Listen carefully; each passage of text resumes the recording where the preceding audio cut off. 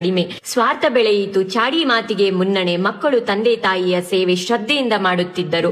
ವ್ಯಕ್ತಿಗಳು ಮಾಡುತ್ತಿರುವ ಕೆಲಸಗಳಿಂದ ನಿರ್ಧಾರವಾದ ಬ್ರಾಹ್ಮಣ, ಕ್ಷತ್ರಿಯ, ವೈಶ್ಯ, ಶೂದ್ರ ಎಂಬ ವರ್ಣ ಪದ್ಧತಿ ಹುಟ್ಟಿತು. ವಿವಾಹ ಪದ್ಧತಿ ಜಾರಿಗೆ ಬಂತು. ಏಕಪತ್ನಿತ್ವ ಮರ್ಯಾದೆಯಿಂದ ಬಾಳುವುದು ರೂಢಿಯಲ್ಲಿತ್ತು. ರಾಮ ರಾವಣರ ಯುದ್ಧ ನಡೆಯಿತು.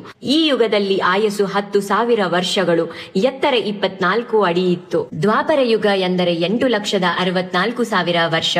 ಇಲ್ಲಿ ಕರ್ತವ್ಯ ಲೋಪ, ಸ್ವಾರ್ಥತನ, ಆಸೆ ಅತಿ ಹೆಚ್ಚು. ಅದನ್ನು ತೀರಿಸಿಕೊಳ್ಳಲು ಹೀನಾಯ ಸ್ಥಿತಿಗೆ ಹೋದರು. ಅಧರ್ಮ ಹೆಚ್ಚಾಯಿತು, ಧರ್ಮ ಕಡಿಮೆಯಾಯಿತು. ವರ್ಣ ಪದ್ಧತಿಗೆ ತಕ್ಕಂತೆ ಉದ್ಯೋಗ ಸೃಷ್ಟಿಯಾದವು. ಇಲ್ಲಿಂದ ವರ್ಣ ಭೇದ ನೀತಿ ಆರಂಭವಾಯಿತು. ಬಹು ಪತ್ನಿತ್ವ ಪದ್ಧತಿ ಬಂತು. ಆಯಸ್ಸು 1,000 ವರ್ಷಗಳಷ್ಟು, 12 ಅಡಿ ಎತ್ತರ.